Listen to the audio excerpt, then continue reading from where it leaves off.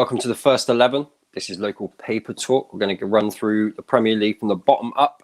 All the local papers. We got ads from GNA TV in the building. How you doing, ads? Not too bad, man. Let's get down to business. Let's do it. So, bit of a change up in the Prem after the last two nights. The best team are on top of the league, so we'll finish with them naturally. Sheffield United. So local papers are saying there's two stories actually. There's the Plymouth game. Actually, I want to touch on that. I want to touch on the Plymouth game. So the story is Sheffield United will be hoping to book their place in the fifth round of the FA Cup, beating League One outfit Plymouth Argyle and Bramall Lane. What they expect from that. So they're looking to bounce back. I was reading earlier, they're going to play a strong side. They're trying to get a striker right now. Everyone wants a striker, which I find it incredible.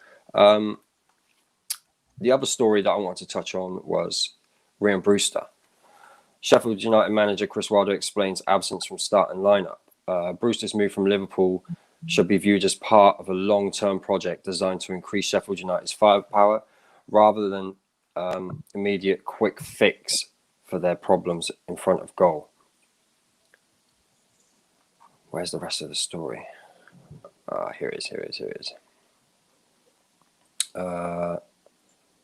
Manager Chris Wilder has urged after defending the youngsters' contribution since leaving Anfield. Do you think Liverpool would ever look at taking him back?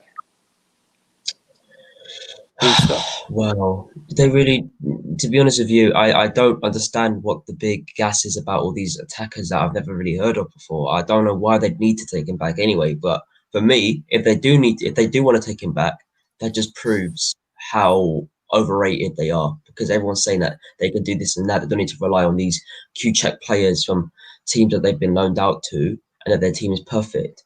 But now all of a sudden they need to Q-check, click of the fingers, and they need these players again. So if they do, it proves the lapse of confidence, the lapse of control, and the lapse of ambition in the team, and how much they actually do need to depend on ex-squad players in their team. So what can I say? Yeah, no, it's a tough one. Sheffield United, they're a hard-working side. On to, I can't remember who's next now. West Brom. Yeah, West Brom. Big Sam. The loan transfer that all West Brom fans will want to follow with interest. West Brom midfielder Raheem Harper is expected to join Birmingham City this week, who have 20 or so games at St Andrews, to really grasp an opportunity to make a case for more minutes at Albion. Harper is set to leave West Brom on loan for nearby Birmingham City until the end of the season. He hasn't been able to force his way into Albion's first team, plans in the Premier League this season, and has anticipated a temporary departure in order to source some regular game time in this order of the day. I think that's a good move for him, actually. I think because it's local. It's a local move as well. So he's getting first team football, and this is what I love to see, man. Young players actually getting games. Like, I don't want to see young players sat on the bench. It says here it's not exactly a youth loan, but Harper is still only a young player, and he is a key point. This is a key point in his personal development. My dyslexia is killing me reading news stories, I'm telling you. Where does it say here? If players leave, it will increase our budget. Well, okay, cool. That's how you see it. Fulham. I found a Scott Parker story, actually. This is quite fresh, this one. Hang on, it's just loading. So Fulham manager Scott Parker admits a new forward is definitely an area he would like to strengthen in the January transfer window. The revelation comes amid reports linking Fulham with a move for Magpies forward Dwight Gale this month. Gale's future is a hot topic for debate with the 30-year-old. He's 30 years old, Dwight Gale. I still think of him as a young guy, you know. I still think of him. But yeah, out of contract at the end of the season, and Newcastle could well decide to cash in this month. Well, Newcastle need money, but it says here Bruce wants to keep Gale at the club, but West Brom still hold a long-term interest.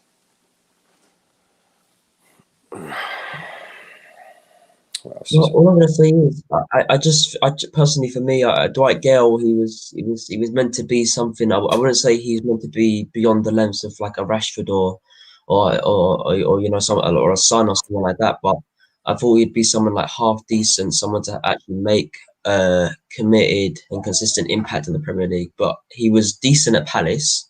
He was decent at Palace, but only decent. Decent doesn't get you anywhere, man. You need to be good wherever you go, and he hasn't had too much of an impact on Newcastle, so that's his problem. Yeah, the rest of this story is, should Gale not sign a fresh terms at Newcastle? Fulham are monitoring the situation closely, and Parker has done little to cool the talk by confirming his wish to sign some extra for competition for Mitrovic, who is, I think United were lucky that Mitrovic didn't start that game last night, because that guy is a handful. I think it's probably true, Parker said ahead of Fulham's FA Cup clash with QPR, when asked if reports he was in the market for a striker. We are correct. If you look at the balance of our squad, we only have one recognised striker in Mitrovic. A lot of responsibility is on Mitro. Obviously, Cavallero's been playing there and done very well, but it's definitely an area I would like to strengthen. I quite like Scott Parker. I quite like the way Fulham are attacking stuff. He's more of an underrated and player. He's an underrated player and manager, because I remember watching him at Spurs, and he did also, I think he ended his career at Fulham. And I remember because I actually went to Fulham versus Birmingham 14-15 season. I went to their game and I watched it. I was actually at the stadium. Sadly, I missed the Fulham goal, and we went there to support Fulham. I actually missed the goal. I was in the bathroom, man. I missed it, and then as soon as I come back, Birmingham score. It was 1-1. But Scott Parker was a great player. He's an underrated manager as well. I think he's doing bits at the moment. Yeah, he came to the party late, Parker, but he just done the simple things really well. I want to say a bit like Roy Keane did for United, not that level, but he did the simple things. He'd win the ball, pass it 5 yards, and run. Want the ball again. So that's what more can you ask? Burnley. So Burnley here talking about Liverpool. Sean Dyche. Let's look at transfers latest first. Let's have a good look at that. So all I've done basically is find the local papers, and I want to read a lot of the stories fresh. So the Clouts chief says work is continuing behind the scenes to strengthen his squad for the remainder of the season. But if Burnley are to be successful in landing any of their targets, Dyche thinks it's more likely deals will be finalised closer to February the 1st deadline. No news at the moment. Reef transfers, working with the new ownership, defining roles, defining the organisation point of view. Very difficult with COVID and what's going on, as you can imagine, said Dyche. They've got to find out about roles and how the club and how it works. It's difficult to see from a distance, so we're still working behind the scenes to see if we can get anybody in and deals can be done. At the moment, there's nothing to put out there, just waiting on maybes, but that's often the case. I'm used to that. Dyche is brilliant. He'll bring in the right players. He's an underrated manager. He really is, Sean Dyche. Stephen says, having the infusion pumped in, so you could say I'm pumped for the Southampton game on Saturday. Oh man, hope you're feeling better, Stephen. What's next? Who's next? So next is Brighton.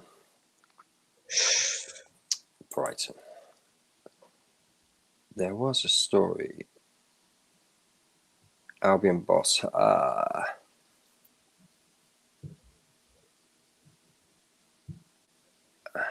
1 hour ago. That's it. I want to do the freshest stories. Gonna work.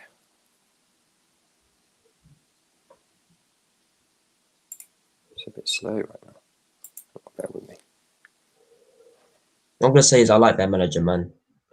I like their manager a lot. I think he's done well, and this is why I rate Scott Parker and man like Graham very, very highly, because if there are other managers in charge, they wouldn't be doing as well as they are at the moment. I know well in staying up, but they'd be in way worse circumstances if them two weren't in charge of the clubs that they're in charge of at the moment.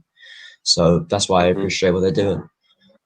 But Graham's a good manager, man. I watch Brighton very closely. Yeah. Yeah. Okay. All right. Working now. Cool.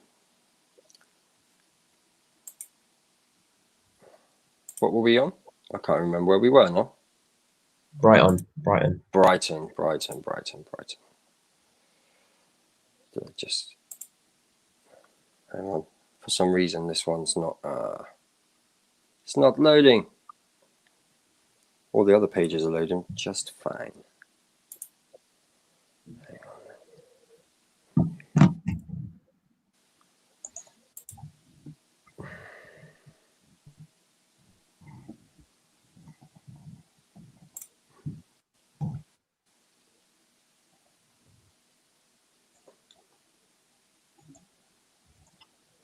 That's why. Okay. So, Albion boss. It's not much news. 5 hours ago, Graham Potter has been impressed with Neil Maupay's contribution. Yeah. It's not really much of a story, is it? It's a story of nothing. There's no transfer news. The transfer news on there is the same as yesterday's, so we'll skip ahead on that one. Newcastle. Newcastle's always interesting. The Chronicle. They need signings. Mm-hmm. Everyone needs signings.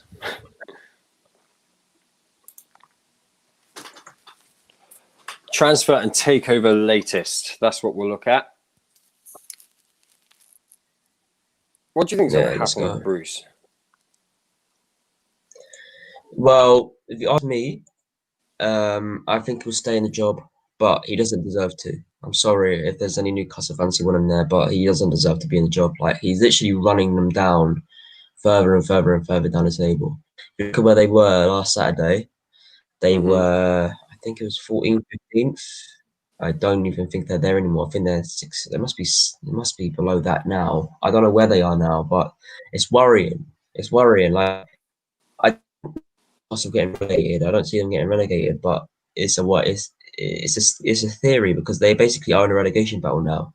If you're in 15th, you're in a relegation battle, and they're in 15th. So, what can I say?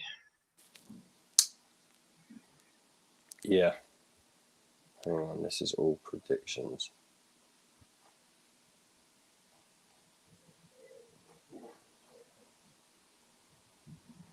Okay, we have one possible transfer.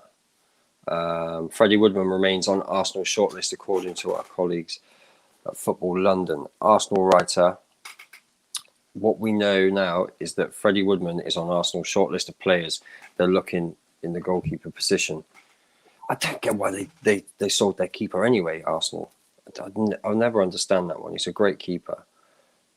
What has changed there is Arsenal are on the hunt for a goalkeeper. Well, yeah. And it seems like the guy wants to move as well. I don't know. I don't trust Arsenal's business. We'll get onto Arsenal after, but I don't really trust their I don't trust their buying, like their ability to identify players. Do you know what I mean? Like it's just I don't get it, man.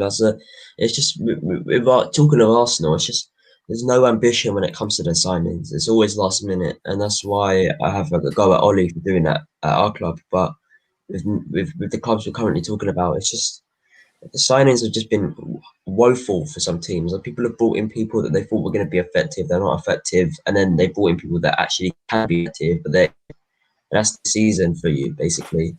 So Yeah, I think the new goalkeeper in won't do much for their team because what's the point? You have the control in midfield, but they just don't dictate the play and don't win games enough. That's why they're in yeah. that position we are in. So, Yeah, you've got Kieran Clark, Newcastle United defender, signs new 2-year contract.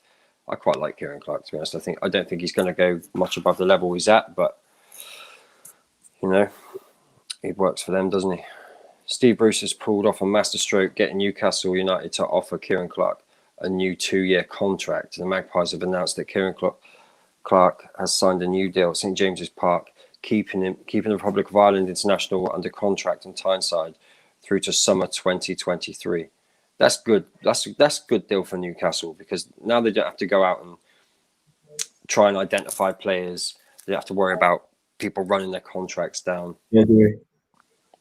But I agree. yeah, we just look up Wolves.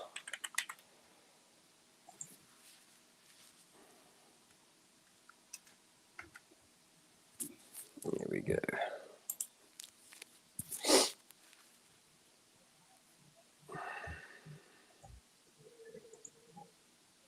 "15 minutes ago. What have we got here? Ooh. Wolves have had to pay around 70 million to sign Real Sociedad striker Willian Jose on a permanent basis, the Express and Star understands. A deal is being worked on to bring the 29-year-old Brazilian in on loan for the rest of the season, with an option, not an obligation, to buy him in the summer. Yeah.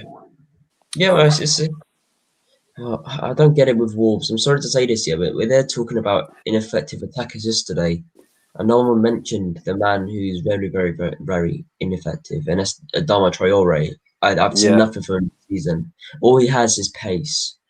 And if he didn't have pace, he'd be nothing because the pace literally give him goals. They give him the opportunity to score in front of goal, and he can't even get it like 7 times out of 10 at least. And yeah, that's like embarrassing. So if he didn't have pace, then he wouldn't be much. That's just my thoughts on him. So I think they should get a new attacker. yeah. Well, that's what he is, and it's understood the permanent option would be roughly £17.7 million, €20 million. Wolves are aiming to boost their strike force after Raul Jimenez's injury and recent poor run of results in the Premier League.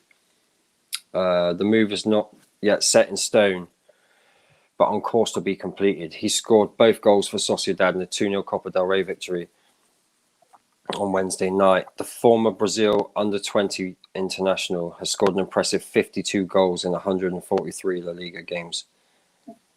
That's who we have to go up against, Real Sociedad. So, you know what I'm trying to say? Right. Yeah, they definitely need something, and I don't know whether Jimenez is actually going to come back the same. Do you know what I mean? Like How old is that's he, though? that. How old is who? Jimenez. He's like 28. 29, I think he is. I think he's 29. So, but I don't. Strikers are in their prime then, so I'm not worried about that. It's more the injury and Yeah. when you come back, can he hit the ground running? I mean, he has all the instincts. They obviously have a fear, don't they? That and it shows. If he's not there, they do need another striker option. That I can't remember who's the young guy who plays up front for them. They've got a young striker playing right now. I have no idea. I don't know where. I don't even know. I don't even watch Wolves that much. To be honest with you, like there's so many. Someone in the comments will know. Someone in the comments will know. Yeah, let us know in the comments. But one thing that annoys me is like they signed for me a top quality right back in Semedo. I haven't seen him play at all. I don't know where he is. But just imagine how strong their team is. They have Mino, they have Semedo, they have Jimenez when he can come back. I don't think he will be the same player though. And then if they could just teach Dharma how to just hit the target right, they'd have a really solid team. They would. But where Yeah. is Semenyo? Can someone tell us in chat? I don't even know where he. As soon as he's come to Wolves, I haven't seen him at all. I don't know where he's gone. Silva, that's right. That's right, Silva. Silver. So Crystal Palace. Crystal Palace have confirmed a loan deal for Jean-Philippe Mateta and have an option to buy the Mainz forward. Crystal Palace have signed striker Jean-Philippe Mateta on an 18-month loan from German Bundesliga club FSV Mainz 05. Is that right? I don't even know the club. The deal was subject to international clearance, and the Eagles have an option to buy, believed to be when he plays 15 matches. The 23-year-old has scored 10 goals in 17 matches this season. That includes 2 hat-tricks, one in the German Cup and the other in a 3-1 league win over Freiburg in November. Wow. He's also netted 14 goals in the 18-19 campaign, but was hampered by injuries the following term, scoring just 3 times in 18 appearances. French-born attacker appeared to have fallen out of favour since the appointment of Bo Svensson earlier this season. He has featured just 13 times in games since Svensson's appointment on January the 4th. And I can see this guy doing well, but he's clearly there to be tested out and not just be there to better their team for this season. He's clearly there to be scoped out as a potential future player. There's no way they'd sign him for that team. There's no way they would. So I think if he does well, then he does well, and then he possibly stays. But they have a real attacking force. Crystal Palace. It's just their defense is the problem. That's what it is. I've seen Crystal Palace play. Their problem is their defense, and they have a top class. He's not world class. He should have been, and if he I don't know what happened to him, man. He just went downhill like we discussed. But we've seen Zaha. Yeah, I think he's a top class player. He has to be in there because no one breaks through like that, goes down to a decline club like Crystal Palace. I'm sorry if there are any Palace fans, but they realistically are this season. They definitely are, right? And he's gone down there and he's been consistent. He's scored over 15 plus goals nearly every season he's been there, and that's what a top class player looks like. And he's scored hat tricks there as well against big teams, and he's made us work. Especially his game against us was phenomenal. And he always turns up. So for me, Zaha is a brilliant player. Benteke, he's decent. He does the job. He should have been. I think they want an out-and-out goal scorer though. Like Hodgson's doing a great job with them. And this guy looks like he's got the potential to really change up what they do, and create some competition for Ayew. He says here, "I'm very happy to come to Crystal Palace, and I look forward to training. Playing in the Premier League was always my dream when I was a child. Now I can play. I will show the fans Crystal Palace what I can do." The club chairman, Steve Parish, said, "We have followed Jean-Philippe's development with keen interest for some time, and I'm so pleased that we have been able to bring him to South London. He is a player that is full of potential with a proven goal-scoring record. And the signing reiterates our commitment to ensuring we have a well-balanced squad in terms of youth experience for the seasons ahead." So this is a player that they're obviously really looking forward to seeing. Yeah, I'm looking forward to seeing him after reading his stats, like what he's done. He might bring a lot to the team. Yeah. Leeds United. Okay. Leeds have, what have we got here? Leeds United transfer news. Robin Koch shares fitness update. All the latest news on transfers. Where's that story gone? Just dropped. Just seen it. The thing is with these local papers, right? There's so many adverts that pop up. That's the big problem. Yeah. Just seen that story.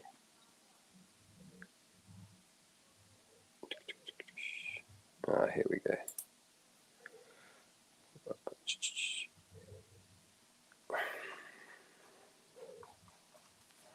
Gone. I want to read that story as well. It looked good. I'll try it again. Speaking of Leeds, once you get that, what I'm going to say is I see how Scott Parker played yesterday. It's very much like Leeds, except they know how to have defensive coverage as well. Because the proof that Leeds don't have too much defensive coverage is that we literally scored 2 goals in 2 minutes, and with Fulham, they actually knew how to track back when we were dangerous. But when you have world class midfield, that like our midfield that we set out yesterday is world class. I don't care what anyone says. When you have a top class player and you have 2 world class players, that makes a world class midfield, and that's why I think our midfield is potentially the best in the league when they play together. Leeds have until 11 p.m. The story just keeps reloading, man. These local papers, man. Come on. So Leeds are looking for a striker, according to that. There's not really much news on that one. Let's find a better story. Let's find something good. Let's try that one. This is normally a good link.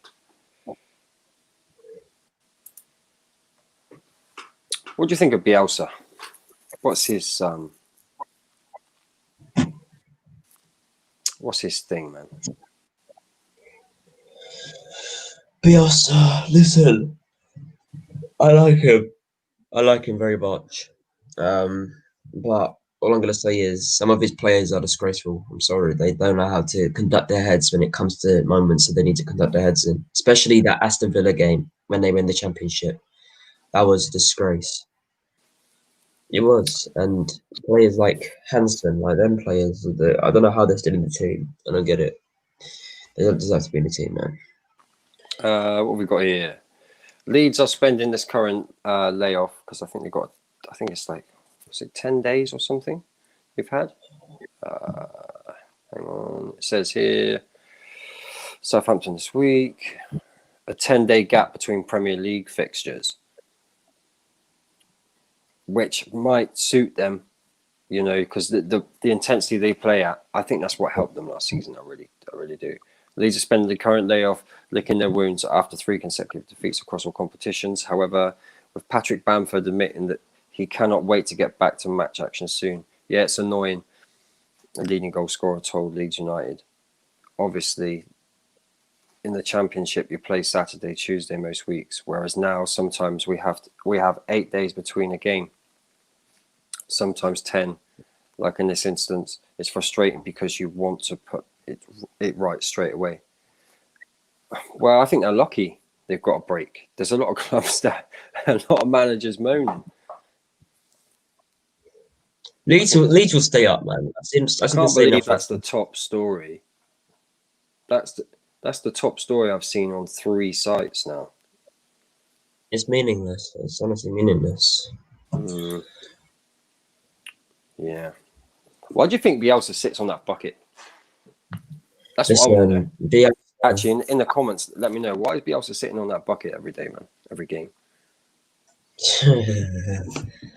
Nah, I'm sorry, yeah, but what I've got to say is I like Bielsa and that, but after that Aston Villa game, he should have got rid of players. I'm sorry, he should have. He should have got rid of players. You remember the 1-1 draw in the Championship last season? Mm-hmm. When Twanzebe was at Aston Villa on loan. Mm-hmm. Yeah, remember that? Yeah, that game where Leeds scored that goal. So obviously one of their midfielders got injured. Aston Villa's midfielders got injured. They've gone to shoot the ball out. And then obviously it looked like he was going to flick it out. The players made the run, and he scored when the player's down, when play was meant to be stopped. And then there was a massive fight on the field. This is where El Ghazi got the red card and obviously an injury in the midfield. And then I remember down the lines that Bielsa was like, give them the goal, give them the goal. Obviously they were given a free goal, Aston Villa, to make it 1-1. And he didn't want the goal to go. I think it was Hansen. He didn't want the goal to go. So he tried stopping the run of play when they were trying to just net the ball into the goal. And, then they were back to square one. John Terry and Bielsa and their squads were just arguing with each other and everything. It was a disgrace. I'll you know what I'll do? If you haven't seen it, I'll send you the link later. Yes, yeah. Send me the link. Send me the link. Okay, Aston Villa. A side doing very well. Aston Villa transfer news. Sanson bid rejected and Man City reaction. Aston Villa transfer news from Birmingham. Thursday. What have we got here? Villa were beaten 2-0 Man City in Etihad Stadium. Goals from Silva, Gundogan, Pep Guardiola's side, blah, blah, blah. Where's the story? What are you using, Sky? No, I'm your local papers. Hang on, let me type that story in. Because this is today's. When a surfer says Bielsa is overrated. He loves Bielsa. Bielsa to Chelsea. Bielsa is kind of a cheat, if I'm going to be honest with you, man. Like, this guy, I'm sorry. If you watch that back, you understand why. You understand why I don't really like him. But, you know, he's a decent manager. But we destroyed him 6-2. So I'm not going to say he's a good manager because he's not. He should have beaten us. He didn't. So it's because of him we have such a big goal difference. So I have to thank him. The way I think it's brave to play that way. Bielsa. It's very, very brave. It's very, very brave. But at the same time, it's very, very reckless. Like, do you know how many goals they're going to concede this season? They're going to concede quite a lot. And sometimes, and when you concede goals, it either ensures you that you're not going to win the game, or it might even cost you whilst you're winning the game. So, what should I say? But no, I've been reading news on what team are you on now? Southampton. Villa. Villa. Villa. Their Moss. He slammed a transfer offer. I said it was a pathetic one. This came in like 3 hours ago. That's like the latest one I'm reading at the moment. Like, as soon as I saw Aston Villa, it's there. There's nothing else there. Then on top of Aston Villa transfers, it's only from yesterday. We already spoke on it yesterday. But no, Moss has he's cancelled out a potential transfer offer in the midfield, the defense as well, and the attack. There was like one option for each. He's declined one last month. He declined one 2 weeks ago, and declined one today. So they were all pathetic signings, and they're not worthy of playing the Aston Villa shirt. And that's caused a lot of heated debates in the actual staff room. Apparently, that's what I'm reading, and it's come from the Aston Villa side themselves. So Moss needs to get a grip, though, man. I don't know what he's doing. Like, he needs to conduct himself properly and actually admit that players are needed at Aston Villa, and not just keep routining with the same players, because that's how injuries occur. You need new players in your team. You can't just keep declining every single offer that comes in, or your team doesn't work. And that's what he needs to understand. That's why Villa are inconsistent, because they don't Q-check players that they need to bring in. And, you know, you can't expect Grealish. For me, he's a top-class player, and you need to keep him fit. So that's why I said yesterday you need a winger, or at least utilise him and play your front two attackers and make them work together so Grealish can have a break sometimes. Here we go. I found it. Okay, sorry. Right, now I got it. Latest Aston Villa transfer news in Birmingham. So we've got Aston Villa stepped up their pursuit of French midfielder Morgan Sanson and will look to close the 15 million transfer over the next few days.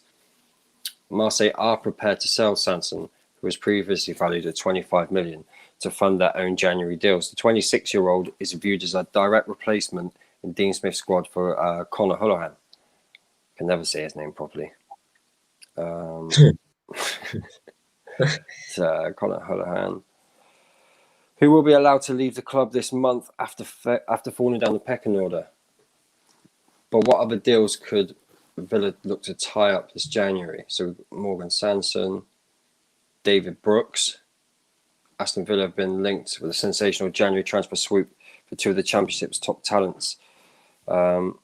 David Brooks, we know all about him from Bournemouth. Great player. Really like him, rate him. Oh, where did the story go? Actually, David Brooks is today's. The other one was yesterday's. Yeah, David Brooks, good player. Great foot, great right foot. Strong in the midfield, actually. Creative. He plays off the right, but drifts into the 10 quite a lot. I thought he was one of their best players last season, actually, David Brooks. I don't know how he's doing this season. I don't follow the Championship, really. But they are... he got out-coached by Lampard at Derby and Chelsea. Yeah, he did. But all I'm going to say is, Lampard, if he's getting coached out by Lampard, then maybe that is embarrassing. But you have to realise that when you are not motivating your team enough, and when I say this, it tells, because Chelsea should be at the top of the league. They have the best team in the league for me. I think they do, because you have a world-class DM. Actually, no, let me take that back. They don't have the best team. They have like top three. They push us out of it. They push Man United out. I think they do, because City's team, Liverpool's team, and their team. When it comes to consistency and ambition, at the moment we're better than them, because look at our placement. Our manager got us there, and the players got us there, and it's not just the players, and it's not just. Oh, here we go. Here we go. I just seen it. I haven't read any of this story, right? But I just the title, better than Havertz, would be unbelievable. Some Arsenal fans react to what Sky are reporting. Arsenal are wasting no time in trying to replace Ozil. What, they want to pay someone 350 grand a week to pay a dinosaur? Like, I don't understand it. Oh God! Been needing to replace Ozil for years. The former German international finally left the Gunners, joined Fenerbahce earlier this week after 7.5 years in North London. Senior creative midfielder has always been Arsenal's agenda this month, despite the emergence of Smith Rowe. And it looks like the Emirates outfit have identified Real Madrid youngster Martin Odegaard as potential signing. It could be the same as Ceballos, though, Indiana. It could be. I think he's got a bit more. I think he's got a bit more grit about him, if I'm honest. Yeah, I think he's got a bit more. According to Sky Sports, Arsenal have made an approach to sign the 22-year-old before the January transfer window closes. And actually, Fabrizio said a bit on this as well. Let's see what. Yeah, Romano. What's Romano saying?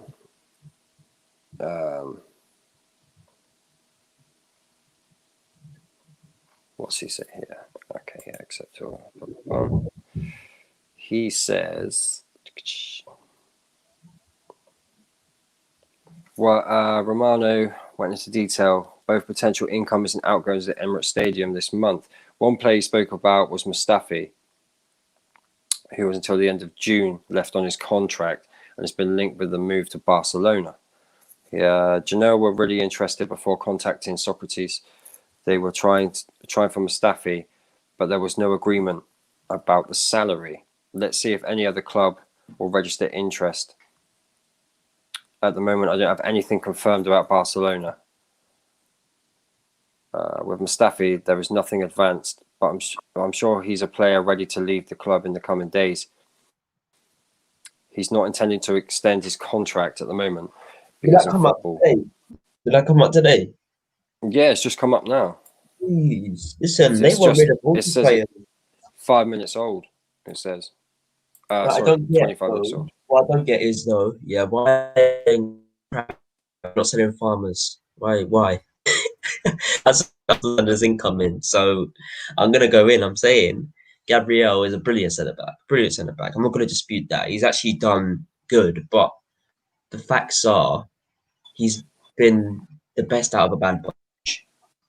I want to see how up to date he is when Partey comes back, and when when Saka's adapted more as a player, and when Smith Rowe's kind of bettered as a player as well. And I don't see Gabriel doing bits at Arsenal. I don't see him being long term at all. I'm sorry to any Arsenal who are watching. He's just comparing to Harry Maguire. This proves the illusion of these Arsenal fans, and they're getting way over their head. And Indiana, I'm going to ask you this question as well. And you know what I'm going to say as well. How many gassed up players at Arsenal have actually been declined? Oh, too many. Way too many. too many, and they ruin players. I'm like, the thing is, right? What I say is, if Gabriel plays badly, and goes through a bad patch of form, and then he ends up in the club, they're going to blame Arsenal. They're going to blame the actual football club, and then they're not going to actually understand that you go to Arsenal and your career gets worsened. Jack Wilshere was a beast before joining Arsenal. Welbeck was a beast before joining Arsenal. I don't actually know too much about Aaron Ramsey, but I do know he was in the first set division and he played second division football when he was young, and he broke through then. So I'd actually understand you give him the praise he deserves. And Sanchez, listen, everyone's like, oh yeah, you know what? He was so good before he left. No, he wasn't. He had a horrible season. His last season at Arsenal was atrocious. How do you go to Liverpool? I knew he wasn't going to work. Let's jump on to Southampton. What have we got here? One of them's kind of Tottenham news. So we'll see if there's anything better for this one. Mohamed Salisu is enjoying a torrid first season with Southampton. There were high hopes when Southampton signed Salisu from Real Valladolid. I'm not even saying that. My dyslexia is just not going to let me. From a Real side during the summer. But the young centre-back has endured a torrid debut season so far. Fitness and injury issues have prevented the Ghanaian from making a single appearance so far. Hassan Hootel confirmed the 21-year-old's current injury is going to keep him out until next month. It doesn't seem like he's in favour at the moment anyway. I'm just, I don't get where these kids and these apparent great players are coming from, because half these players we are talking about, I've never heard of them before. Half these players I've never heard of them before. I've heard who you're talking about, yeah, but have I seen them play? No, I haven't. And for me, he's only basic when it comes to what he brings to the team. I'm sorry, that is true, because you look at the difference when there's an actual mainstream player in his position. They play better. He's 21 years old, and he says it's worrying. He was a regular last season in the league and making 31 appearances. So it's concerning that he cannot get fit at Southampton. Yeah, well, players pick up injuries, don't they? Players do pick up injuries. What can you do? It's not like Southampton are really struggling right now. The one thing they'll struggle with is keeping that. And there was a bit on that, whether they can keep Danny Ings. That's a massive one. I keep forgetting to say this, people. Please like, share, subscribe the video. Please do that. I know this is a bit patchy. I'm just starting with this. I'm going to get it right eventually. Trust me. It's supposed to be a short thing on my lunch break because I'm actually working. What have we got here? So what's your thoughts on because we're touching it with Tottenham, but the other Southampton story was about Danny Ings. Obviously he's their best striker, and how Spurs might be looking at him. It's not just Spurs, you know what other clubs have been looking at him? There are two other clubs that have been looking at him. Yeah, go on. We apparently this is so, it sounds so weird me saying this, but apparently in the Q check, Everton are looking close at Danny Ings because, like I said, they need another striker. They need another striker but imagine that though, Calvert-Lewin and Danny Ings in the same formation. That's something we've seen it before. Indiana, they won 3-1 against teams in England, and them two, I think they're in the same bracket. I think they're top class players. I put them in the same bracket. I wouldn't put them in world class because they're just not. They don't have the complete full pack when it comes to being players. But when it comes to being in front of goal and confident in the box, they're the people that you need to turn to. And I was reading somewhere that like maybe he might come to us. I'm surprised that's even come out, but I don't believe everything I see. But if he were to come to United, would I be happy? Yes, but Everton and what other teams did you say? Tottenham look more realistic. I'm going to be honest with you. I can see Ings and Kane at Tottenham. I can just see it now. that was happening, you know how many goals they'd score a season? Like Ings guarantees you like 15 goals a season. You know, and Let's talk Chelsea. So Chelsea, oh, obviously, Frank is the big news. Some Chelsea fans have responded after RB Leipzig's Twitter admin shut down rumoured speculation linking club boss Nagelsmann to the Blues. On Thursday, it was reported that Nagelsmann was one of the leading contenders to replace under fire Chelsea manager Frank Lampard at Stamford Bridge, according to The Athletic. The 33-year-old German tactician has had a stellar start to his coaching career. We know about Nagelsmann. Some Blue supporters addressed the alleged interest from the club, enticing the German club Leipzig for an update on the situation, to which they engaged in an ever humorous fashion. what can I say? Admin was bullish mode when asked, "How's your coach Julian doing?" by a fan. They landed a subtle blow to Chelsea's pursuit. So Nagelsmann's not coming. Good. Chelsea fans, you don't. That's not happening, people. You got no Nagelsmann. Nagelsmann's not coming. Like you know what pisses me off, Indiana. They're gonna say either they're gonna say, "Oh yeah, but there's still a possibility," or they're gonna then move on to the manager they didn't want, which is Allegri at the start. They didn't want him either. Here's an interesting one. They're reacting. Go on, Here's mate. an interesting one. Three Chelsea players who may suffer from Frank Lampard's sacking, and the three that may benefit. This is an interesting story. Obviously, it's all hearsay. It's all guesswork. Frank Lampard appears to be on borrowed time at Chelsea. Abramovich is carefully considering his options. Chelsea's Upamecano activity sees Liverpool identify an alternative. Lampard is expected to be given the time to turn things around.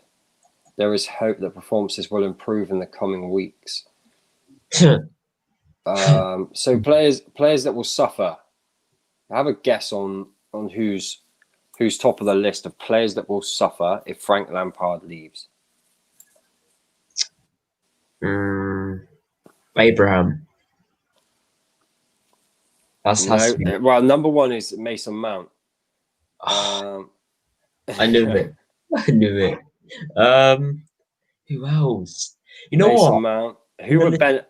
Okay, so it's listed as suffer, benefit, suffer. So who would benefit from Frank? Do they think the pundits and reporters saying would benefit from Frank Lampard going?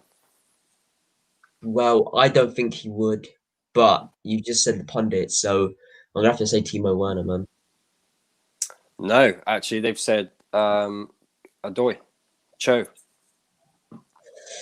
Fair enough. Although he's a fan of Cho and persuaded him to sign a new bumper deal, the Chelsea boss is struggling to get him in best form. The young winger is likely to be frustrated with his game time and his lack of opportunities, but the competition for place is high.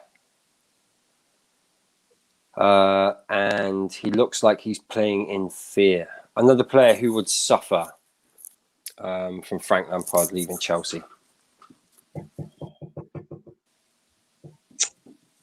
I think you did say him. You did say. It's Tammy, isn't it? Yeah, Tammy Abraham.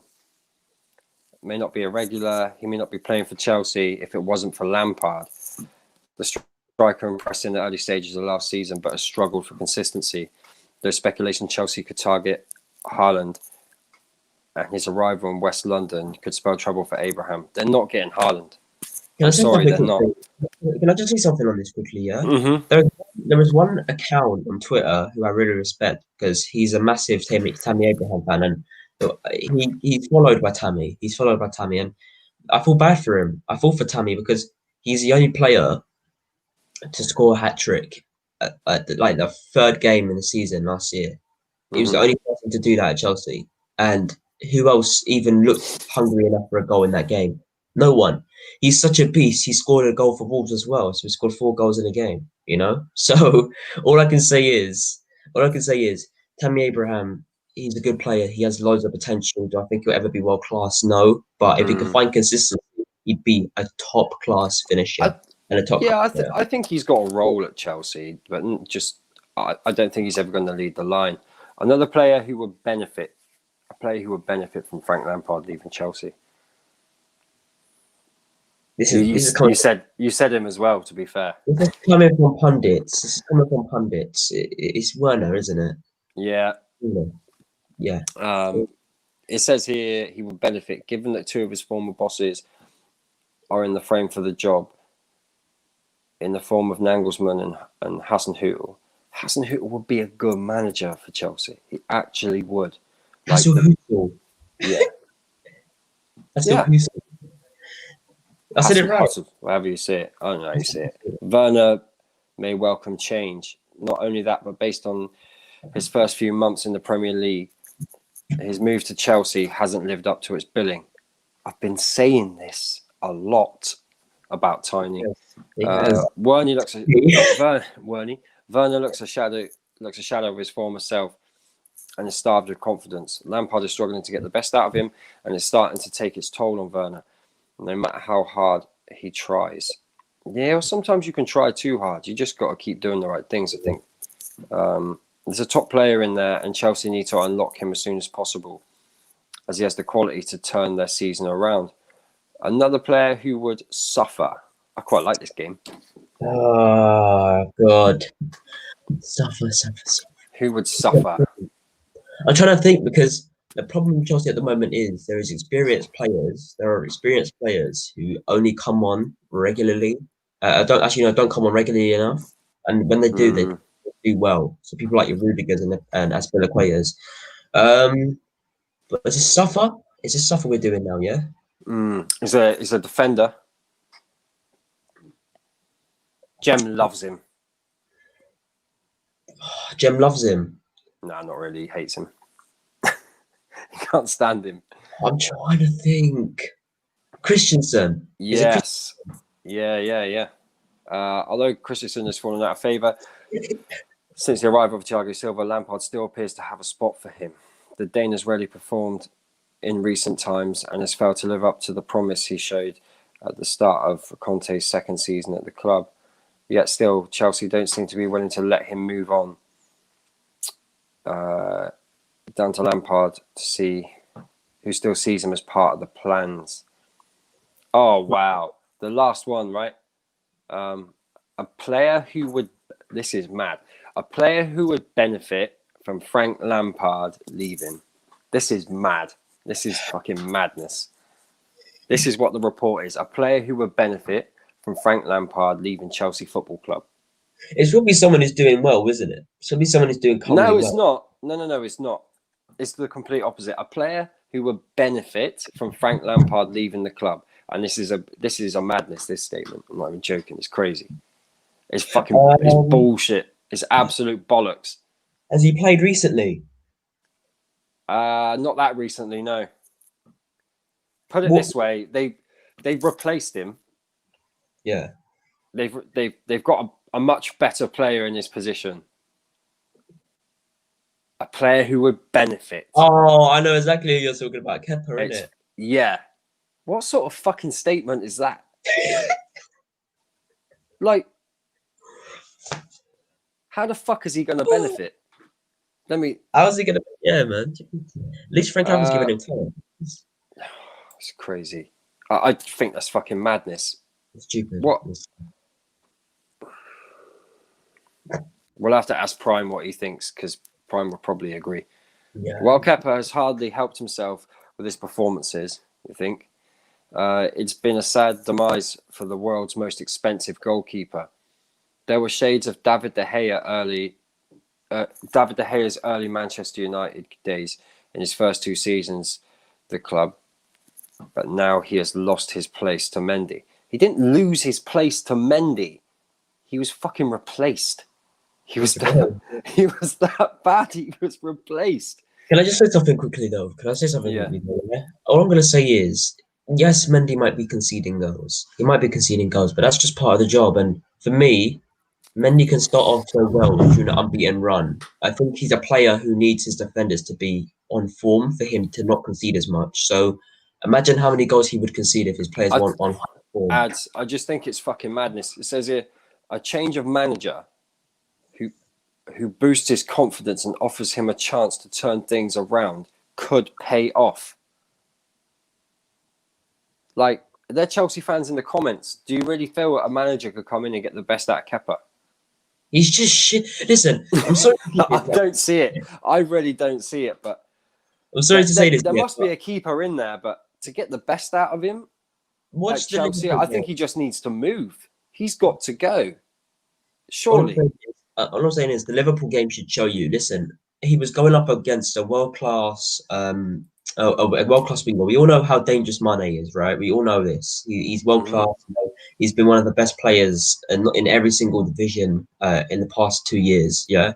But the goals he scored against Kepa were embarrassing. Like, who lets go of the ball, passes it to your defender, and then Mane literally embarrass you twice? It's just stupid. You don't let Mane do that to you. Like, the guy is I'm sure Kepa is Kepa's 6'4" and Mane is 5'10", and he couldn't even clatter his feet. And that's embarrassing. And you can't clatter his feet. I know Mane has fast feet, but you need to clatter his feet when he has the ball. And he didn't even do that. So just watch the 2-0 Liverpool in Chelsea game, and that will just show you why Kepa's never going to improve. Because he's had the chances. He's had chances. I'm sorry. One thing I do like about him, though, and Indiana, is his ambition to play more. That's the one thing. That's the only thing I can say about Kepa. Because remember when he refused to get off the pitch? It's just. I don't. No, Prime's not a poch. Oh, a perlisexual. A perlisexual. I was going to say. Yeah. I thought we were going to say poch. He's not a poch. He's not a pochosexual. He's a pochophile, is what he is. It's worse. West Ham have made first offer for striker £1 million loan with option to buy. Doesn't convince the club. What can I say, man? What can I say? West Ham are doing bits at the moment, but you know who isn't getting credit? Do you know who it is, though? Do you know who it is? Who? On Wednesday, a new name appeared in West Ham's search for a new striker. Yeah. Giovanni Simeone, the son of the manager for Atletico Madrid. Really? While he isn't the most prolific, he provides a certain presence up front. Capped 6 times with Argentina, the 25-year-old has 5 goals to his name in 16 appearances this season for the Italian club. But I suppose if it's like a €1 million loan, it's got to be around like £900,000. If they can see he's going to do a job. Wow. Sky Italia report on the Hammers' original offer, rather than a large sum up front, like they've done for Nesri. I don't know who that is. He's irrelevant. 1 million it's a €1 million loan for the rest of the season with an option to buy. I've never seen such a low bid on a player. I've never seen such a low payment on a player ever. I don't care if it's just for the rest of the season. That shouldn't be happening. It should be thousands. It should be 999,999. It shouldn't be $1 million. Yeah, you know what I'm saying? Make it deep. Make it deep. Yeah. Do you know what? There's journalists dropping hints that Danny Ings could go to West Ham. You do that. I don't think he'd do that because I think Southampton, if I'm going to be honest with you, Indiana, I'm sorry to say this, but West Ham do have a better team. Here's a good West Ham story. They have a better team. West Ham, they do have a better team, but when it comes to consistency, Southampton take that, and that's why they are what they are. So West Ham is saying Ham's manager absolutely must bring in a new centre forward this month. David Moyes would like to. It's not Moyes, it's the board. So there's so many problems at West Ham behind the scenes, but they play brilliant football. This season they are. Listen, one of my friends is a West Ham fan, but There's they've another been guy going called Josh Marja who plays for Bordeaux. He was with Moyes at Sunderland. He's young. Moyes likes him, and we've been linked with him before. If he is available, he's definitely someone who Moyes has kept on the radar for a while. 22, was manager of David Moyes during the Scots time in charge at Sunderland. The London-born striker left the Black Cats to join Bordeaux 2 years ago and has racked up 11 goals in 48 games. He's far from prolific, but is an incredibly hard worker who possesses pace and abundance. He is 22. And he could be available for around £10 million. Wow. Whether he's worthy of that kind of fee is highly debatable. However, and West Ham should surely be setting their sights higher this month. Looks like Lanzi is a West Ham fan. I'd like to know your thoughts on that, Lanzi. Whether you think West Ham are going to do any business. Bro, the way they got rid of Haller just proves that they're not going to take any crap. If you're not playing well, you're not playing well. They sent him back to where he came from, and no one's talking about it anymore, man. Like let's actually understand. West Ham they act promptly. Let's say that they act promptly when it comes to making decisions, and they made the right decision getting rid of Haller, because Haller, he should have scored 2 goals against us. He fucked up. I think they'd like to, Ads. I think they would like to.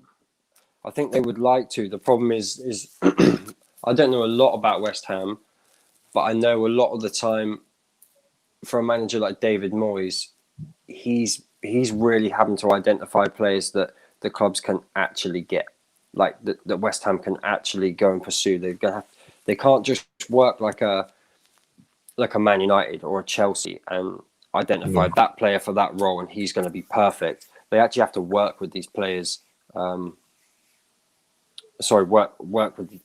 Work in finding players a lot more than other clubs. I think there's more options for Man United. Do you know what I mean? Yeah. Whereas I think West Ham, they really have to do good business. And they've had a lot of players that just haven't kicked on. But I do like the way West Ham are playing right now. Everton. What have we got here? In the race, transfer expert tells Toffees fans. Okay. Everton still able to sign Josh Zirkzee, claims Romano. This is an hour old, this report. Despite reports, Everton have been offered a promising transfer update from Romano regarding the chances of signing Zirkzee. The Toffees have previously been reported as an interested party in taking the Dutch-born Bayern Munich striker on loan with the option to buy the player, but faced heavy competition from Parma. Zirkzee has impressed both at youth and senior level since his move from Feyenoord in 2017. Everton's director of football brands was in a similar role at Feyenoord during the youngsters' emergence for the Rotterdam club's youth team and could reunite with the player at Goodison Park. He scored 4 goals and supplied 1 assist at senior level for Bayern, but is at youth level where he especially appears to be a top talent in the making. Look, he's not going to get great game time, is he, at Bayern? Let's be honest. There's a certain someone in front of him there. He scored 16 goals and provided 9 assists in 19 appearances for the under-17 side, with a further 16 goals and 4 assists in 21 appearances for the under-19s, as well as 6 goals and 9 assists for 32 appearances for Bayern Munich's second team. Still just 18 years of age, he appears to have a natural instinct for scoring and setting up his teammates. Yeah, no, that's good though, man, because if you could do it that on a consistent basis and then move to another club, then that's maybe best for him, because we know who's at Bayern Munich right now, man. So he's until he quits football, he's going to be doing bits. A man like Hmm. Leonardo. So, what can I say? Yeah, no, it sounds like Everton are really, really able to identify players right now. You're doing well, Great man, man. Yeah. a great manager. I think I think Arsenal should have taken him, if I'm honest. Um, Yeah, but what I'm gonna say, yeah, but Indiana, that like you said, like scope good players. They have Decore, who when he's fit is a beast. We know what he does. mhm. Rodriguez, Calvert Lewin was there already, but he's utilizing him very, very well. Who else am I going to say? Mina, he's a good player.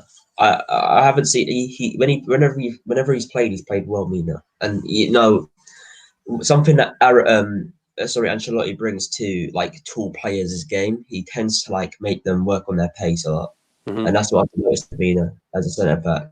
So, yeah, man, he's doing very, Here we very. go. This will be interesting for Arsenal fans and Tottenham fans.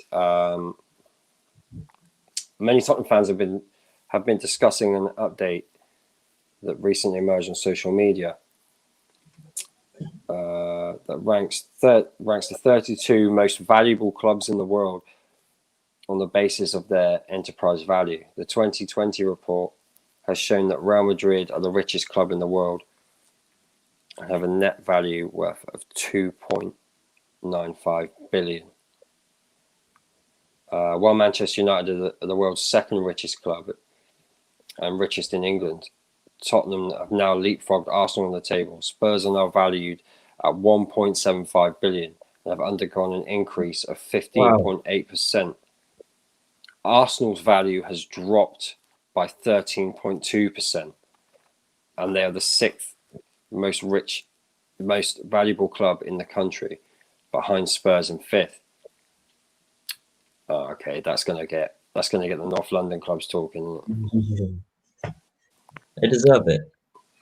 Yeah. Well, it's the thing is with Spurs, they'll see that as you have to spend money now. That's what it will be. Moses told West Ham can leave. Here we go. Let's have a look at this transfer rumor. Here we go. West Ham United manager David Moyes tells Tottenham target Diop he can leave on Diop, loan. Yeah. but why? He's a good centre back. West Ham United manager David Moyes has told French centre back Diop he can go out on loan before the end of the January transfer window. The 24-year-old has played just 5 games across all competitions for the Hammers this term, with his last appearance coming against Crystal Palace in the middle of December. I think he's a good player. I'd take Agbona, him. Balbuena, and Dawson are all ahead of him in the pecking order, and he is struggling to get back into the team right now. Diop joined West Ham from League One Toulouse in the summer of 2018 for around 22 million, and his form over the last 2 seasons attracted interest from the likes of Tottenham Hotspur. There are a number of teams keen on taking him on loan this month, and Hammers are said to want all of his wages covered, as well as the loan fee if suitors want him.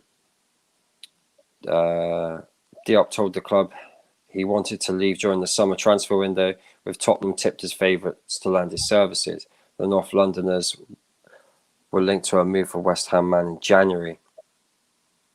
Whether they're still keen on him remains to be seen. Mourinho dubbed Diop a monster while he was still Manchester United manager, after he put an incredible performance against the Red Devils. Diop could still have a future at West Ham, but leaving on loan this month to play regular and prove himself again could be his best chance of returning to the starting 11. What's your thoughts on that? I like Diop, but he is Ogbona's doing bits at the moment. He is really doing well, and I don't know who the captain is. Is Noble still captain at West Ham? Um, He would be, wouldn't he? Or Rice. It would be Rice or Noble. But I'm sorry, yeah. But Rice is trash. Hmm. And he's overrated. Um, and personally, I'd actually give captaincy to Ogbonna because this guy controls his whole back line. He tells them where to go and what to do. And this guy pushes up the field. Like he scored a goal. He scored more goals this season. He scored more goals this season, yeah, Hmm. than than any out and out midfielder at Arsenal. I And wanted. Go that on, is go on. that's a stat as well. He scored 3 goals for West Ham this season. And Xhaka scored 2. And this is in the Premier League. And Ogbonna's just brilliant. I just like him, man. I take him for backup. I Yeah. take him for any day at United. But the thing is, he's underrated, and he should be somewhere better. He should be somewhere like a Spurs or There's some more or Spurs news. I or a want to read. Southampton. But Yeah. yeah, let's go Spurs now, man. Let's go. Spurs fans have been reacting to the news regarding their interest in Lille defender Sven Botman. Um, Journalist Fabrizio Romano noted that Jose Mourinho's men are interested in bringing the Dutchman in during the summer window, a product of the Ajax youth step up. The 20-year-old only signed for the French side last summer in a move reported to be around 7.1 to £8 million. Centre back has been a position that Mourinho is certainly focused on improving, with the likes of Milan Skriniar and Kim Min Jae, both names that have been reportedly linked with a move to a North London club in recent weeks. And Spurs fans seem to be pretty excited about the news that they were interested in signing him. Well, But of course, they're yeah, excited though, because guess what? They're used to mediocrity, so of course but they'd be they're excited. but they're also concerned about delaying the deal. They should be making the move now rather than later when they think he'll be too expensive for them. Yeah, Yeah. well, I don't know about the window in the summer, because of the whole COVID thing. So, What I can say is, Arsenal. Sorry, no, not Arsenal. Tottenham. mm, Listen, they are a very good team at the moment. I don't care what anyone says, yeah, because I'm a realist. I say how it is. It doesn't matter whether or not you have world class attackers in Kane and Son. They mm, are an inconsistent team. You've seen inconsistent patches of those two players in the team. Whether you like it or not, they are world class, and they're still inconsistent with them in the team, and okay. that comes down to the players. Let's jump on to Liverpool. Fourth place. Firmino is out as replacement decision made. We'll look at that after. I want to look at this transfer rumor or transfer news because it's not very old. It's about, what is it? About half an hour old. Liverpool reportedly weighing up Adama Traore transfer. They need him. Liverpool have been lackluster in recent weeks. The Reds need to shake things up. Klopp is without a win in 4 and without a goal in 3. There's plenty of talk about how to best address the issue. Liverpool are reportedly weighing up a move for Adama Traore. The Reds need him desperately. No, sorry. I'm sorry. I'm sorry. I don't know what these people see in Adama Traore to make him go and be a in the Liverpool team. This guy is, I'd say he's Leeds material. Someone who can go forward but doesn't have the final touch perfectly. That's what I'd say he is. They're Adama, saying here that but they're saying one of the benefits of signing him would be to be able to put Mo Salah through the middle. yeah, but what can Marcelo do for the middle that he's not doing on the right already? I don't like this story. I don't get it. I don't. That's a waste. What is Salah gonna do? Like his like the best part of Salah's game is his pace. So why would you move him to? Here's a. I don't get it, man. Do you know? There's so many links to it, though. There's so many links to it. This story is everywhere. Let me So, ask you, though, Indiana. What do you see in Adama Traore? You take away his pace, what happens? I mean, yeah. maybe a decent coach can get the best out of him. I mean, I don't know. I really don't know. He's, Yeah, I I struggle. I struggle with him, but he's exciting to watch at times. He's very exciting to watch at times because of his pace. Yeah, that's it. You've got it. you have got it. Premier League. Who are we on? Leicester. Leicester are flying right now. They are doing bits. I said they would. Yeah. What do we have here?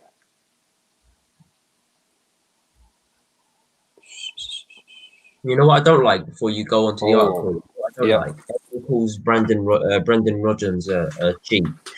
They think that because of how he utilizes Vardy, because they say that he turned Vardy into a cheat. And you know what this is coming from, yeah? You know what this is coming from. We hate them and we're friends with someone across the across the world who supports them and always makes excuses for them. Listen, the Arsenal fan base hate Vardy and they hate Brendan Rodgers. All they do is they'll be happy about this then, Ads.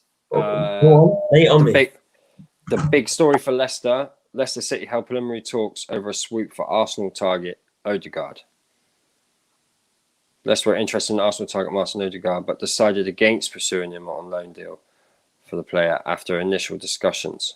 The 22-year-old has found playing time hard to come by at Real Madrid this season and wants to leave the club in search of regular football this month. Real Madrid are willing to allow Odegaard to leave during the current window, but will only sanction a simple loan deal without an option to buy, as the club still rate him highly. So Leicester didn't want to bring him in, make him part of the plans. Odegaard's desire to secure regular playing time at Real Madrid's openness to let him go this month has put several clubs, including Arsenal, on alert. The Gunners are claimed to now have made an approach for the Norwegian, but it's emerged that Leicester went in for him recently. The Foxes were interested in the possibility of snapping Odegaard up on a temporary deal when it first became clear that he could be allowed to move from the Bernabeu. That's what I don't like about football, Indiana. Why does it have to always be temporary? Why can't it be permanent? I don't get short term. I don't get it. I don't like it. I like long term. And before we It's unclear whether Leicester have completely dropped their interest in Odegaard despite holding initial talks. Is that what it says there? Yeah. Just look at them though. Look at that. They're on a run. They're on a run at the moment, and maybe he could be extra baggage at their team. You don't know. So I don't think a player can come into a team and worsen it when they're on a run. I don't think that rarely happens. It rarely happens. Yeah, you want that competition. Let's go to the next two, the top two. So Man City first. Let's have a look. So this is Manchester Even News, because I prefer the stories they put out rather than the thing is with Manchester United. Everyone's linked to everyone. And I just prefer this.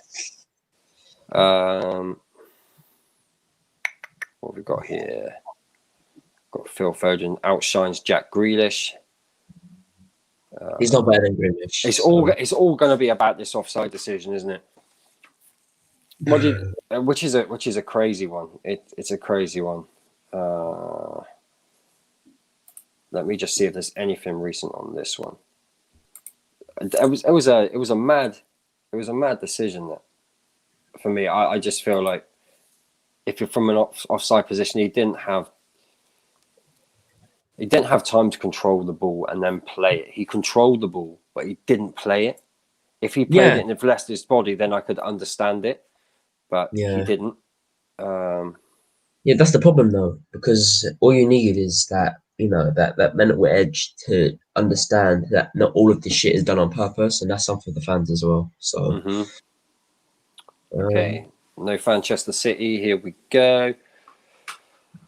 The big dream is Manchester City. Player makes it clear he wants a big move. Who is this?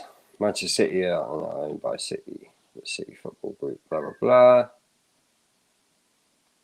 Who is it? Clearly not Sterling.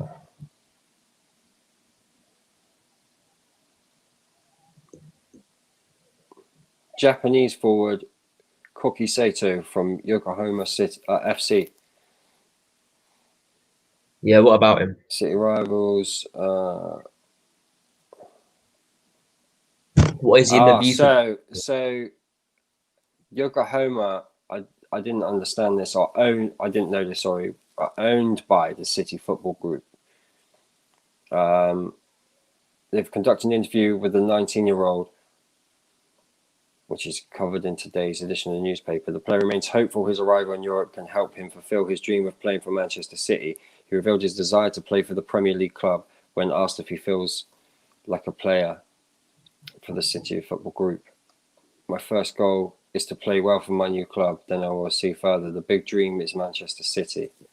So he's been signed by the City Football Group to Yokohama in the hope that he can go and play for Manchester City. They've got it wrapped up, City. There's all sewn up. City close to a 2.7 million signing.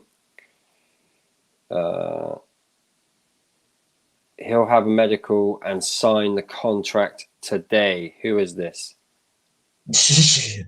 Who is that? Who is it?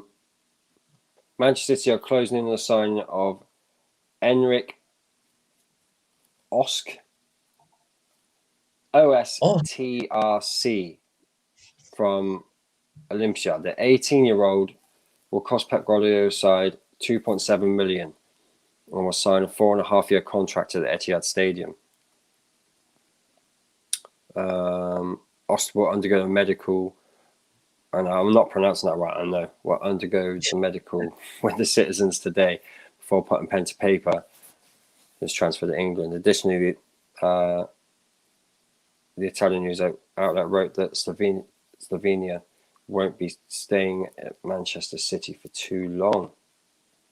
So he will immediately join French side Troyes AC on loan. So they've bought him in, loaned him out straight away. The Slovenia under-19 international should hopefully get plenty of game time, which will surely benefit his development. So there's a player they rate, they want to stick him straight out. That's one to watch, isn't it?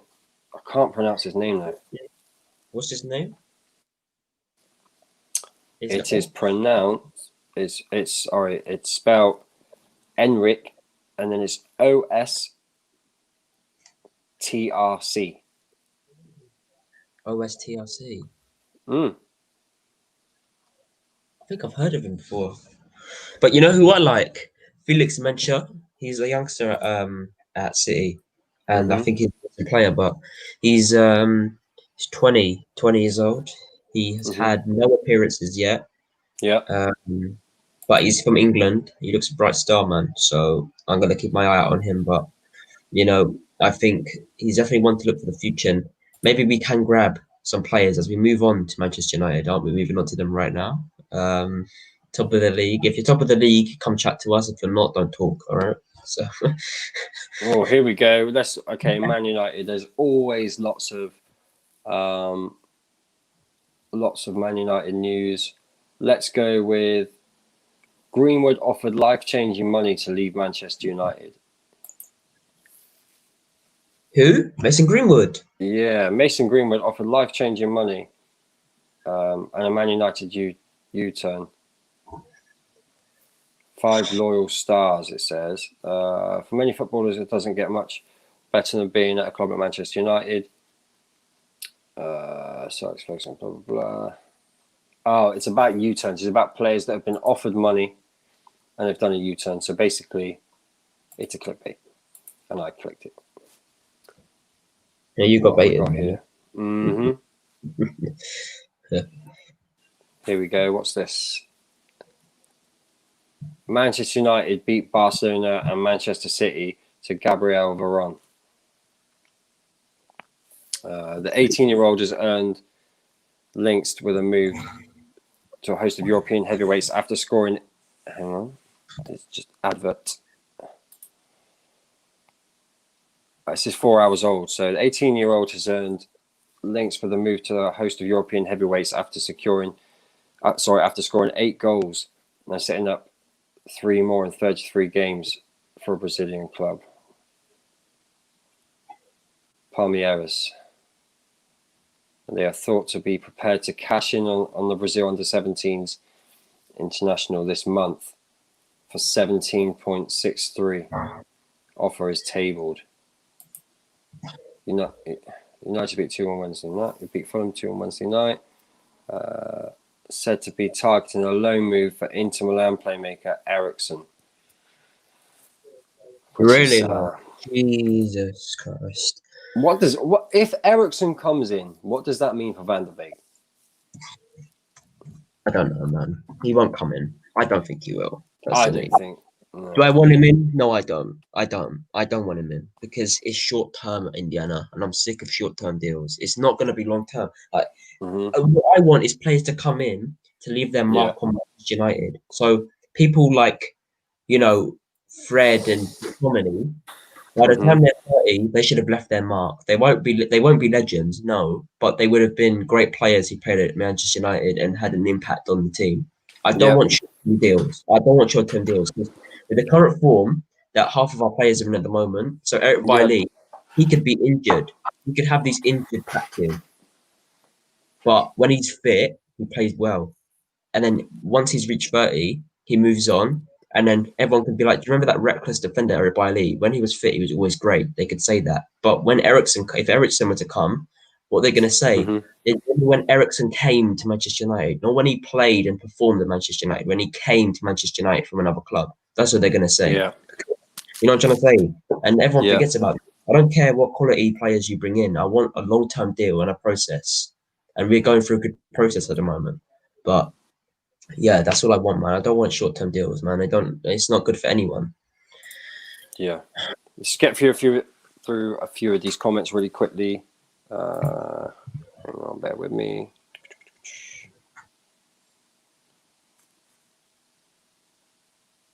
Can you hear me, Ads?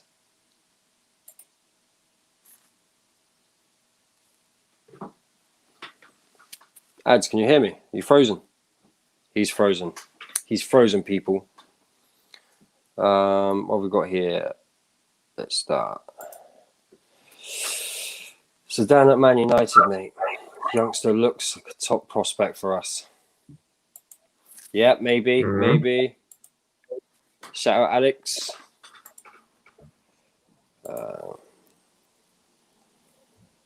Stephen, I don't hate Rodgers or Vardy. It's nothing out of Arsenal. I rate them both highly. Well, you should. He deserves the praise. Charlotte tried to banter me 10 minutes into last night's game. 1-0. I said, steady, Eddie. Wait till the 90 minutes. Yeah, well, Chelsea fans have a real habit of saying things and the opposite happening. Yeah. Rams in the building. Big up Rams. I did send you a message, Ram.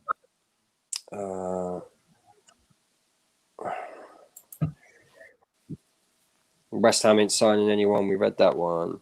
What have we got here? What have we got? As Indiana, thoughts on the game last night? Looking more dangerous. Win the league. Let's get a result next week.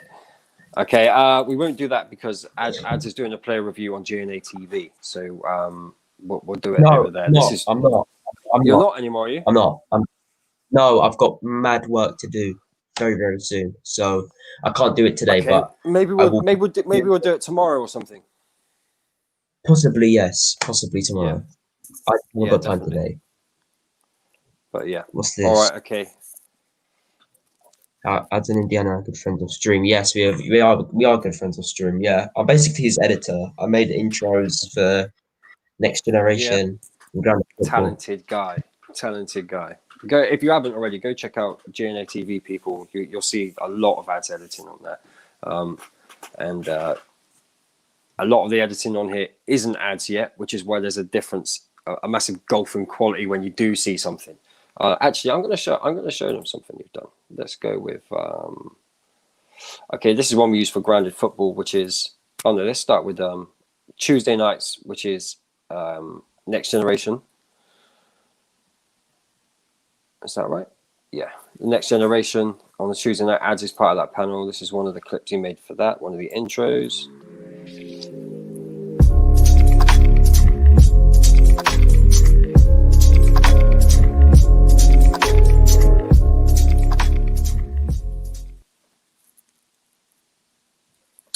And then this is for Wednesday nights, a short one for we did last night. So go and check that out. Grounded Football last night, actually. We talked about the Man United game there. We talked about Chelsea. We talked about Arsenal. And we talked about strikers, why strikers are a certain age, old school, sort of old school strikers that are complete strikers. Why we're seeing really young talent like Haaland, and with the exception of Harry Kane, top strikers, centre forwards that seem to all be over the age of 30. So that was interesting. But this is the clip he made, the intro, he made for this show.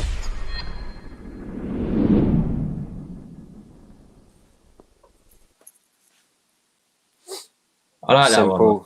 I like that one as well. Actually, once we get a few more streams going together, we'll clip up a load of stuff, all the people on the channel, put it together, and then add that on the end. So no, it's perfect. It works for the show. But listen, people, make sure you like, subscribe, and share, and go and check out GNA TV as well if you haven't already. If you don't know about that, you need to do that.